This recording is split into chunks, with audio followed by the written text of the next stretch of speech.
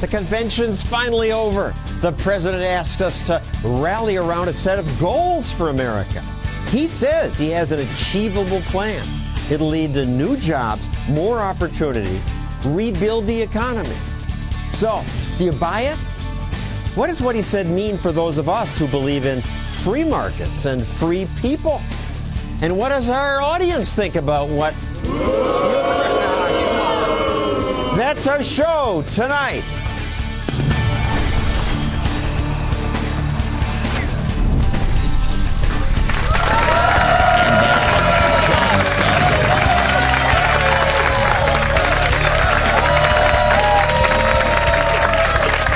Okay, both conventions over. We heard two sales pitches, though both seem pretty similar. Both parties imply government's got the answers. Elect me, we'll make your life better.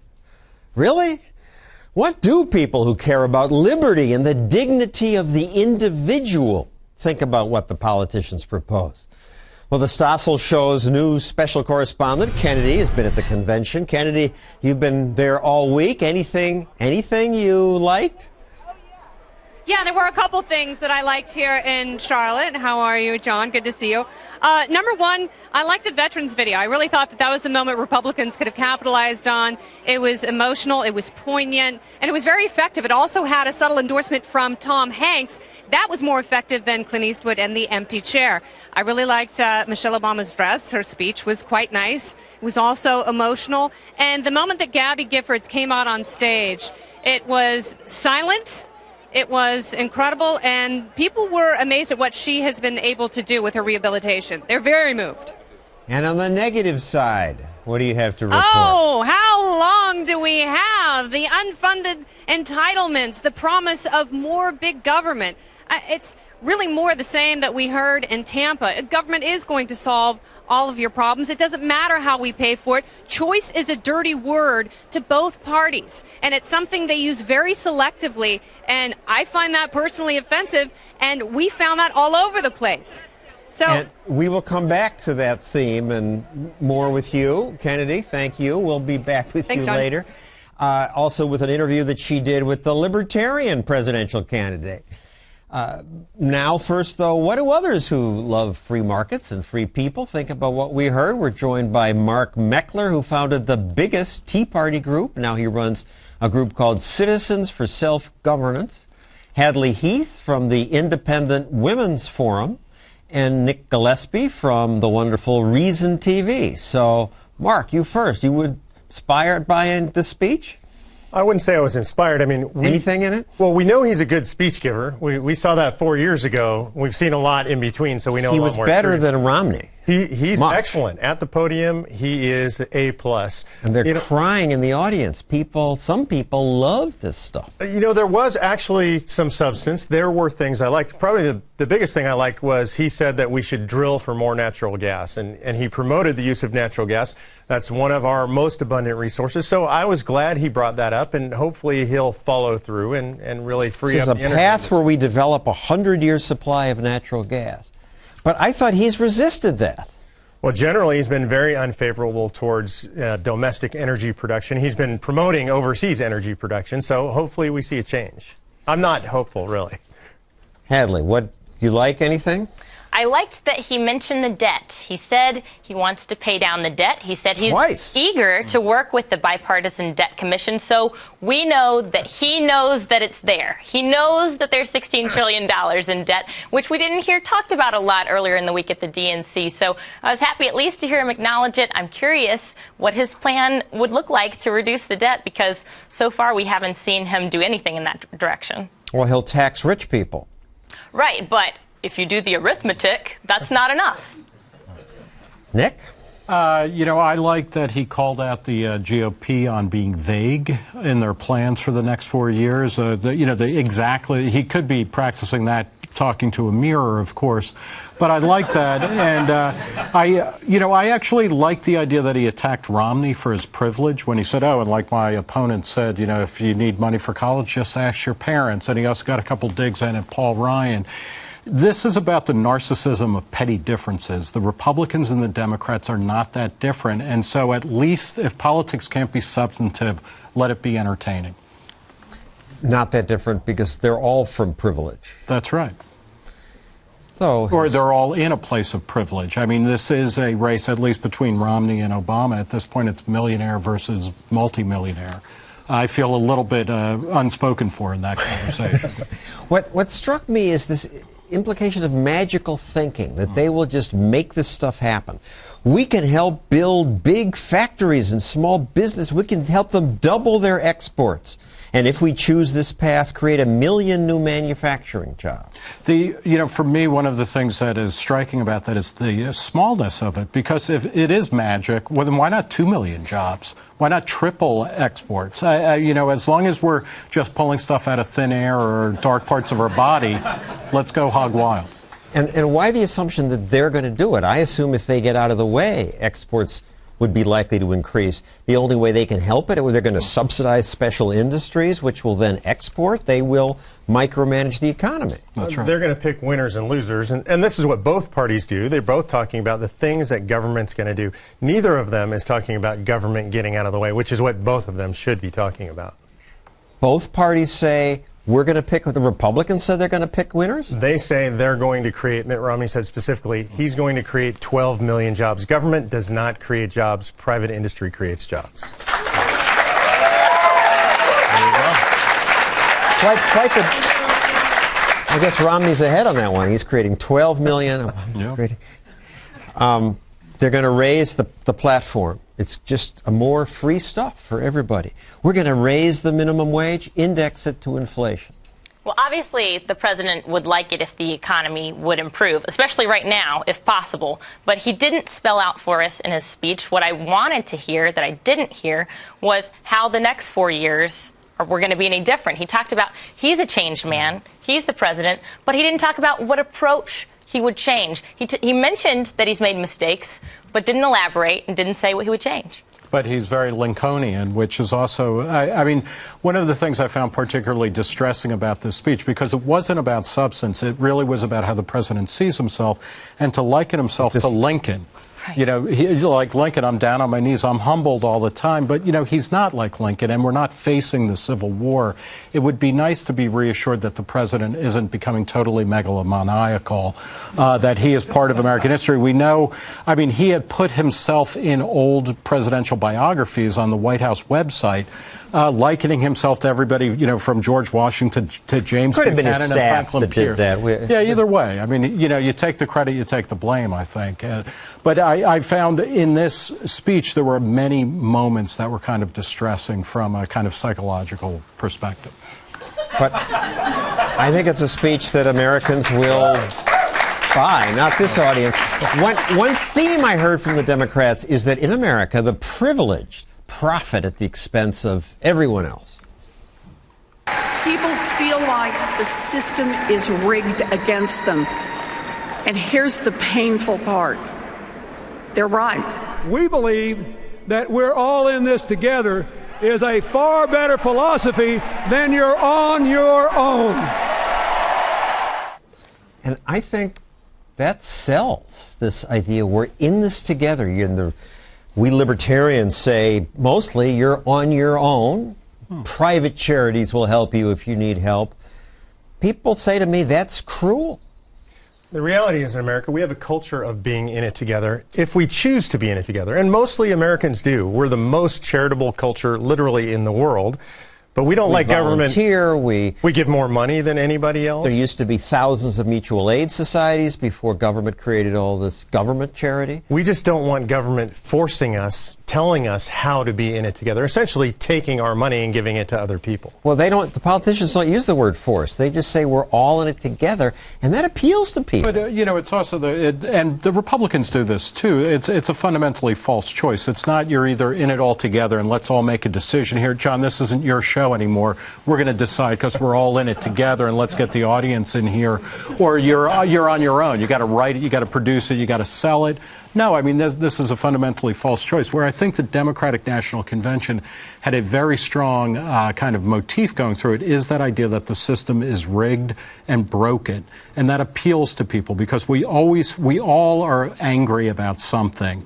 And I think that appeals. The Republicans do that a different way. They say, oh, well, Elizabeth Warren cheated and used affirmative action to get ahead, or Barack Obama got into Colombia because of that. The system is rigged against me, vice versa. And that is actually a really powerful dimension in American politics. And it's interesting to see both parties using that against one another, even though it's the same argument. And therefore, big government should step in and fix it rather than say, hey, we voluntarily came to the studio to make this TV program. Exactly. The reason that stuff sells is because regardless of where you fall on the political spectrum, people do get the feeling that the little guy is getting cheated. He's getting trounced on. He doesn't have the opportunities in America today that he had in previous decades. That feeling sells, of course, but the solution is to empower the big government and the big businesses who practice cronyism together. That's the opposite of the solution. That's making the problem worse. And this, to take it back to the minimum wage, if you wanted to ruin poor people, the best thing you could do is raise the minimum wage, because all it does is price people. Nobody offers them a job. That's right. It prices people out of the market without the skills. And it goes to middle-class people. More middle-class people get minimum wage jobs than upper-class people than low-wage people. It's horrible. But it sells. It sounds like helping the poor. And another thing that sells, because they used it 18 times and got big applause, Osama bin Laden's dead. GM is alive. People... The audience snickers, but I think America thinks the American auto industry was saved, jobs were saved. We have cars. We wouldn't have cars otherwise. Well, we wouldn't have American cars. And I was thinking as he was saying that also that, the Chevy Aveo is dead. Oldsmobile is dead. Saturn is dead. Whole parts of General Motors are dead, and the rest of the carcass will be in bankruptcy again. I mean, it shows, I think, what Mark was talking about. Obama is a pretty good rhetorician. He's a good speech giver. But what an idiotic statement when you think about it for a while. Osama bin Laden is dead. Hallelujah. I hope he's, having a nice conversation. That part's clear. Right. He's dead. Yeah, that's not GM an issue. is alive. Let's discuss GM is alive that. for now. It has cost billions of dollars to taxpayers, and we're still on the hook. The stock market, the stock continues to decline.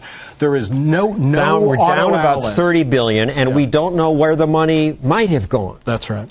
You wanted to say something. Yeah, and the reality is it was crony capitalism at its worst. It was just run by the government. So you've got a situation where thousands of dealers were shut down based on political decisions.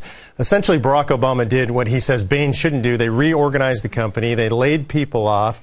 That's what you do in a restructuring. And through all of this, what Bain did. They ignored, though the difference is Bain does it legally. The administration ignored the rule of law, violated bankruptcy law, screwed the bondholders, and preserved the union. And lost money for the taxpayers at the same time. Right. Obama did acknowledge in his speech that there are some things that government can't do. And I thought, well, this is progress. But he never said anything about what government should or shouldn't do. He just said there's some things government can't do. So the premise... But the rest of the speech is, well, then government's going to all do all these magical... And if you look at his record and his policy stances, it's clear that that's not really what he believes. That's not really his philosophy. We'll come back to you coming up. To me, America's biggest problem is that we are going broke. $16 trillion in debt. That means the politicians steal from my kids to splurge now. So, what do the Democrats say they'll do about that? Anything? That's next.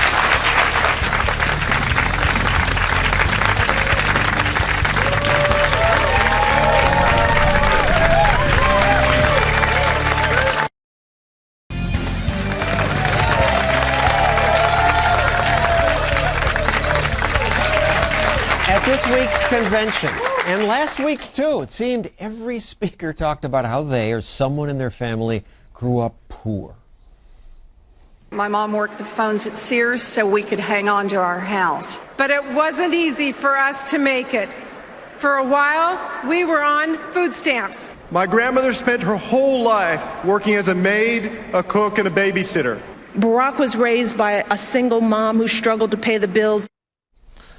So, Mark, in a way, this sounds good for opportunity. The Democrats are acknowledging we have a mobile society. People move up.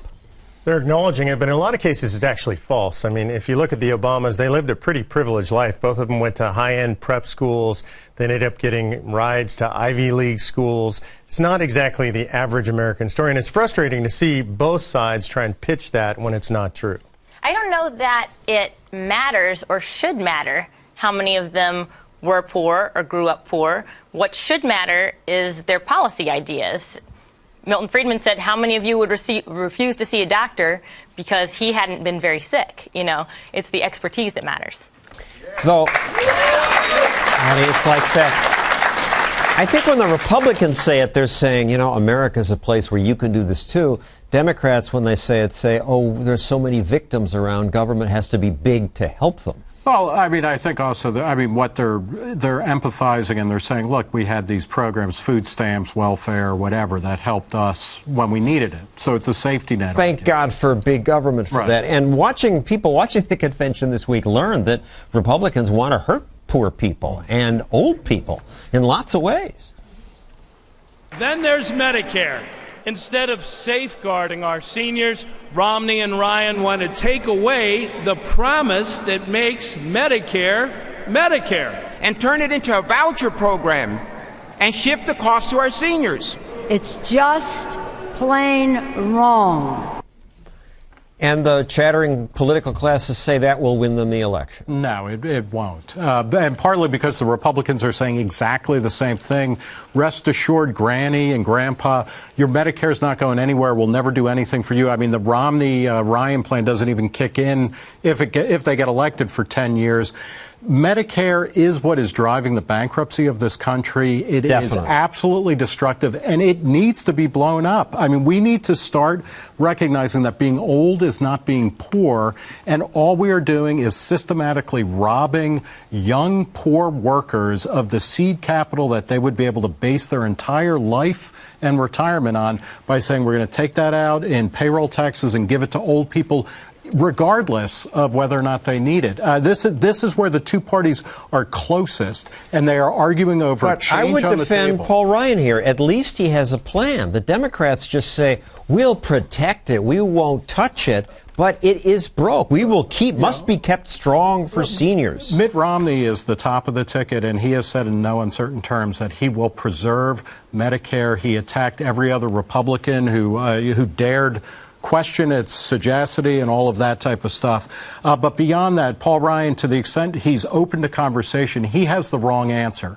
Because basically what he's trying to do is guarantee current levels of benefit. It is unsustainable and it's unworkable. We need to get rid of the idea that just because you turn 65, you deserve a big fat check, whether it's from Social Security, Medicare, or Medicaid, the majority of which goes to old people. I'm a baby boomer. People my age don't think of it as a big fat check. I'm robbing you, people your age, Hadley.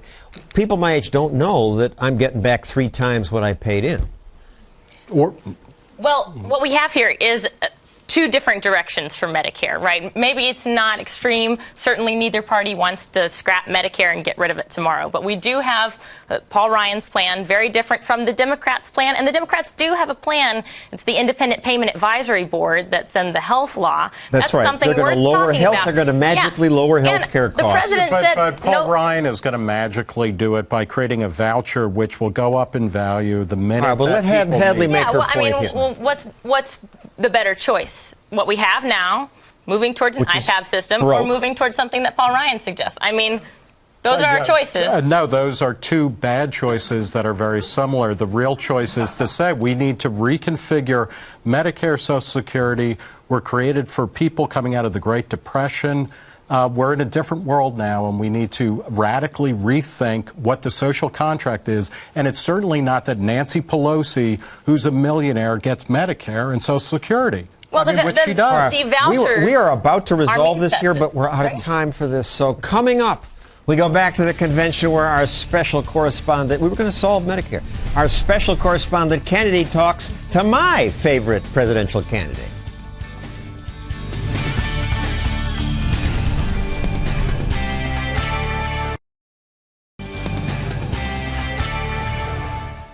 For the past week, Kennedy has been our special correspondent at the Democratic Convention. I asked her to cover what the mainstream media usually doesn't. And Kennedy, I read that the Democratic politicians are obsessed about recycling.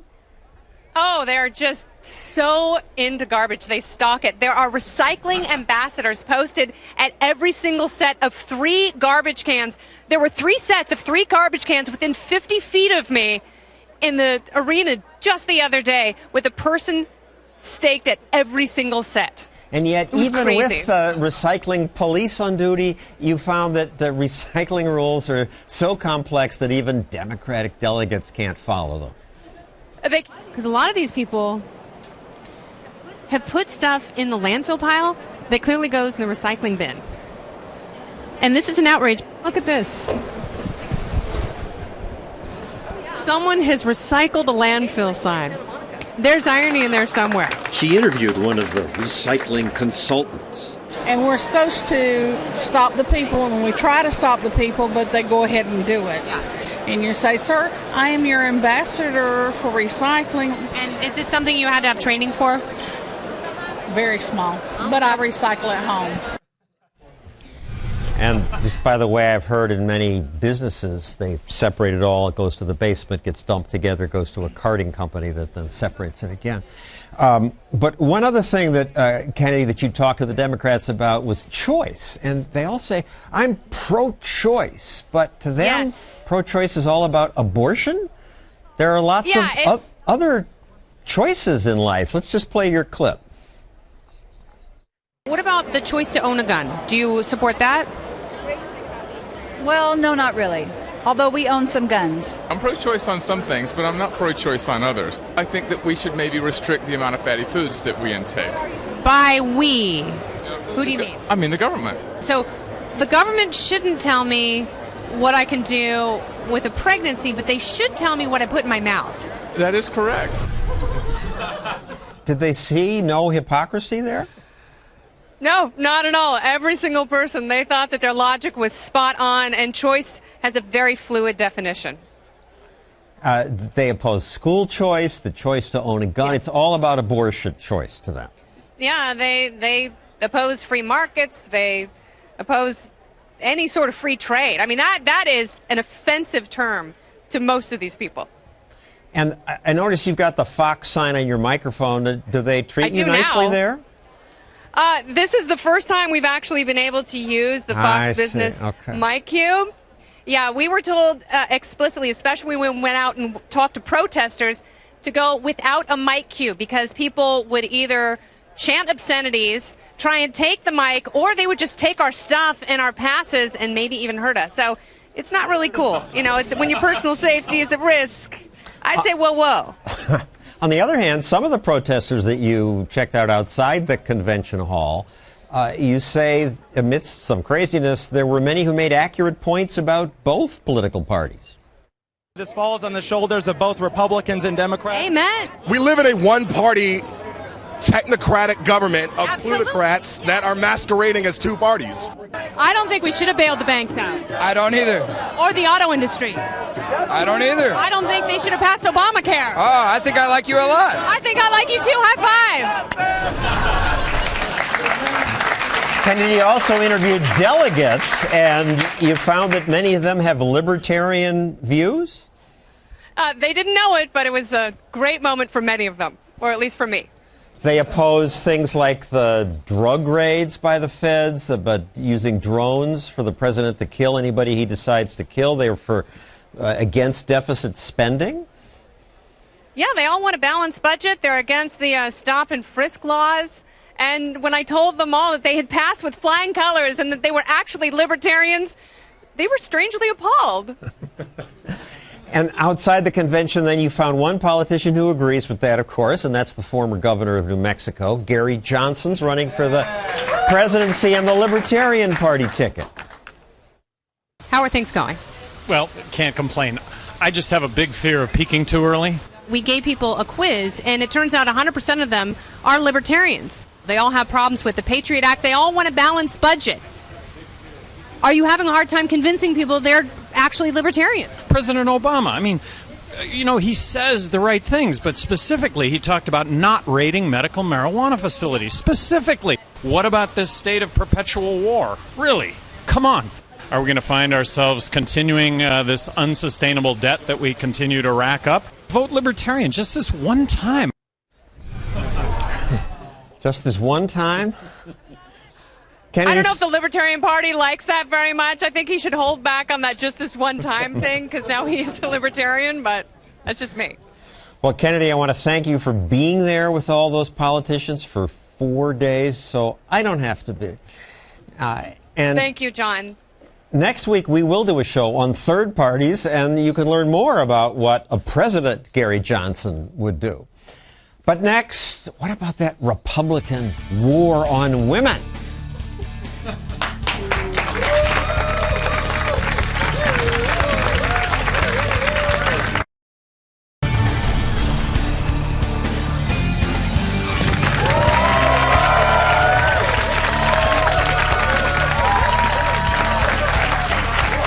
Welcome back to our post-Democratic convention coverage. What do people care about free markets and free people think about what they've heard? Well, we've got our all-star panel back. Mark Meckler, who founded the biggest Tea Party group, Hadley Heath from the Independent Women's Forum, Nick Gillespie from Reason TV.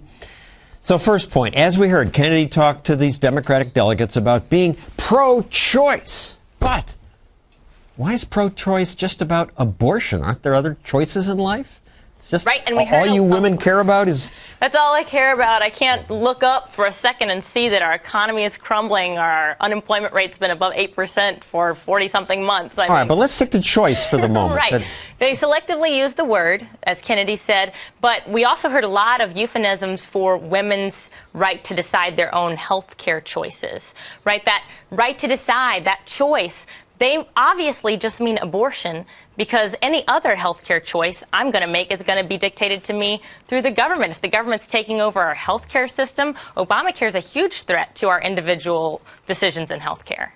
And the list of other choices, and I stole this from David Bowles of the Cato Institute, opened my mind to it. Choice for owning a gun? Say the Dems. Hiring an unpaid intern, which we rely on here? No, it's going to be illegal, says the Labor Department.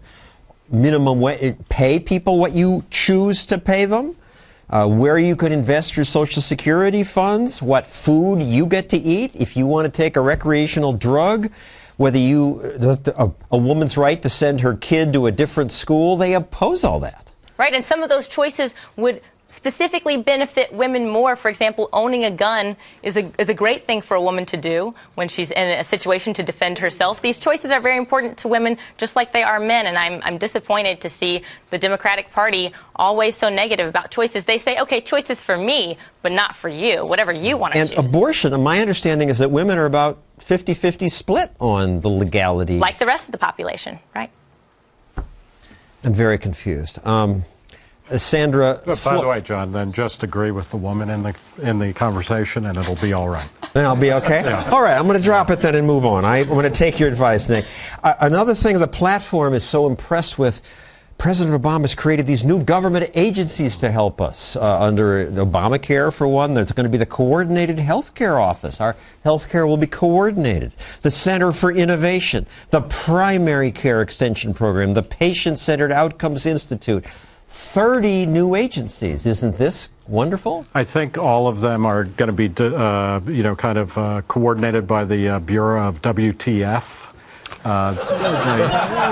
This is, I got to figure that out at home on your own. It's pretty clear that ancient cavemen came up with commissions and bureaucracies and whatnot to just get away from actually having to make any decisions. What's really going on is Democrats have to find other things in the health law to talk about at this point, because people have heard about the individual mandate, they've heard about the Independent Payment Advisory Board, they've heard about the statewide exchanges, they've heard about a lot of things in the law, and it's still so unpopular that they're trying to drag something out. Oh, we have a Center for Innovation. Like that's all of a sudden going to change people's minds. I'm waiting for either party, for anybody, any politician to tell me what agency are they getting rid of. That's what I'm waiting for. It's always more. 30 more just from Obamacare. Dozens, every administration more. They won't run for office saying, I'm going to get rid of even the education department. Ronald Reagan used to talk about getting rid of that. Romney doesn't anymore. And as I travel around the country, John, People want to get rid of these agencies on both sides of the aisle. They do. You talk to Tea Party group. Not just Tea Party groups. I spent at least half of my time speaking to progressive groups. There is broad agreement that government is too big. That's among the regular people. Among the progressives? Absolutely. But the elites on both sides, the leadership, want government bigger. Republicans want bigger government. Democrats want bigger government. What they're fighting over is who controls the bigger government. Speaking of bigger government, President Obama tonight said you have a choice. We can gut education, or we can out-educate any country on earth. Yeah, I'm going to go with the second one then, if those are the two choices. It's, it's tough. I mean, there's good points for both sides. But, I mean... Gutting. There's a good point for gutting? These are the types of false choices that politicians are always trying to enforce. A yes-no, Manichaeanism. It's just BS all the way down. What Obama has been doing... Let's explain why it's BS. Okay, I mean, gutting is not on the table. They have tripled spending to no effect. Nobody's proposing gutting. George W. Bush, with the No Child Left Behind law, massively increased federal involvement in education. Obama's continuing to no benefit. The great movement in the past 50 years has been the decentralization of power and decision making to the individuals who are most invested in the outcome. What we see with Obama in education is saying, no, we're going to pile more stuff on the top and make a steeper pyramid, instead of saying, you know what, we've tried giving more money to education.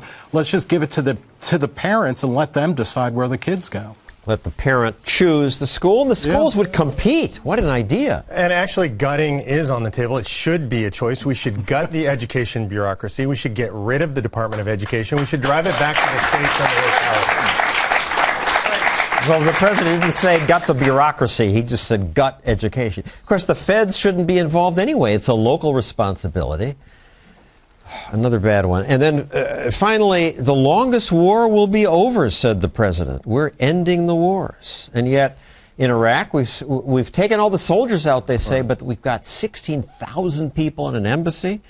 In Afghanistan, still 68,000 troops for a guy who campaigned on ending the wars. Well, and, and he said we're going to be out in 2014. We'll see if that happens just as we're out of Iraq, where we left on a withdrawal plan that was produced under George W. Bush. And Leon Panetta, his defense secretary, was begging the Iraqis to let American troops stay there through, past the December 2011 deadline.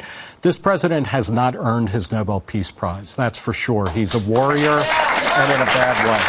Our audience agrees with that, and they also watched much of the convention and all of President Obama's speech. So what do they think? And what do you at home think? That's next.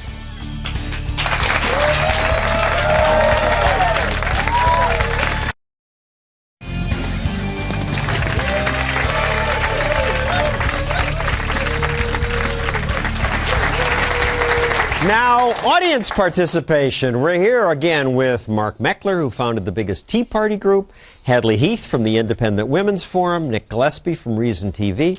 First, from my Facebook page, Jeb Bond asks, is voting for Gary Johnson, the Libertarian Party candidate, really a vote for Obama, like conservatives like Hannity say? So you two differ there. Yeah, I know. I think a vote for Gary Johnson is a vote for a legitimate politician who's got a great idea about how to run the country, which is to let people live their lives. It's not going to elect Obama.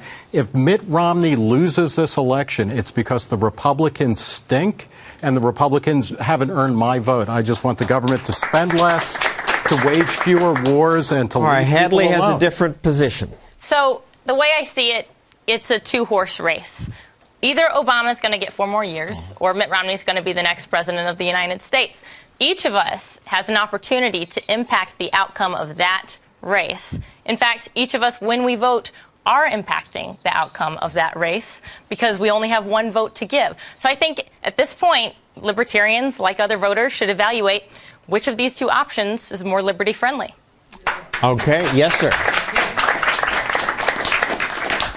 Obamacare has been it's been sold to us as the answer to all our health care issues. If that's the case, why were so many unions and so many of the president's political allies given waivers, exemptions, and deferments to Obamacare? Yeah, right away, a bunch of unions got... Okay, doesn't apply to you.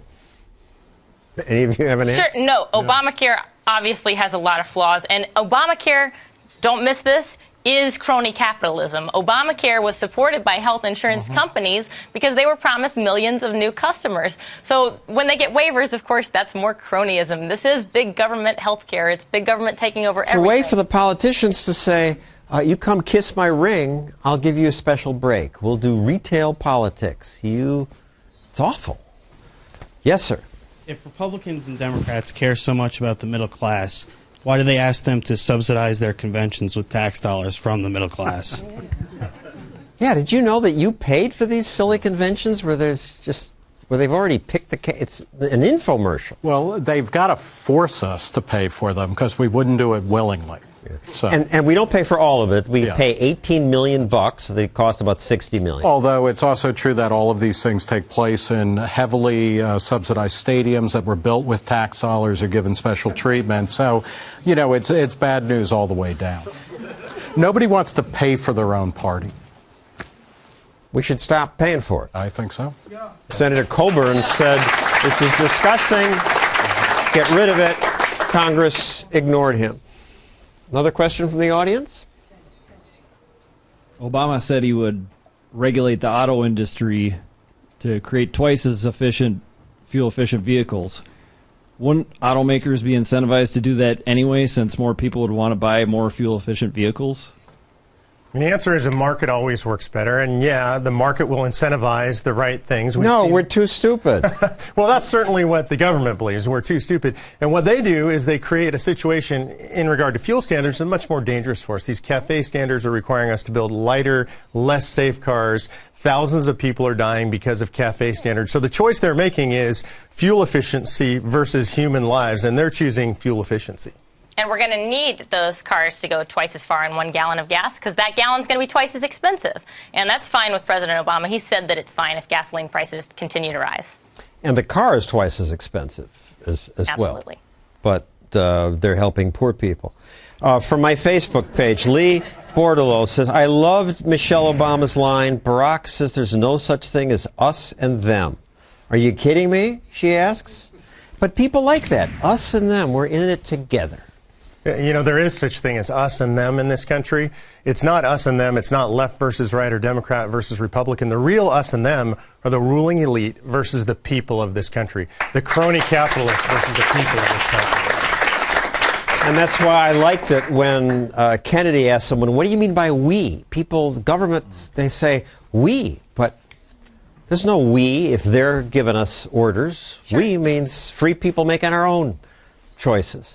They mean people who think alike. There are different groups of people who subscribe to different philosophies about government and society, and that diversity of thought is what makes our country great. Thank you, Hadley, Nick, and Mark. Coming up, I'll tell you what President Obama should have said.